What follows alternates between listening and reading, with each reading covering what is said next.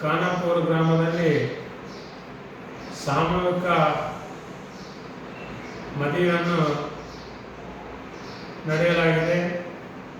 ತಿರುಪತಿ ತಿಮ್ಮಪ್ಪನ ದೇವಸ್ಥಾನದಲ್ಲಿ 9ನೇ ವರ್ಷದ ಮದುವೆಗಾಗಿ ಸಾಮೂಹಿಕ ಮದುವೆಗೆ ಎಲ್ಲರೂ ಅವರಿವರನ್ನದೇ ಎಲ್ಲ ಭಕ್ತಾದಿಗಳು ಮತ್ತು ಈ ಸಾಮೂಹಿಕ ಮದುವೆಗೆ ಎಲ್ಲರೂ ಬಂದು ಭಾಗವಹಿಸಿ ಎಲ್ಲರೂ ಯಶಸ್ವಿಗೊಳಿಸ್ಬೇಕು.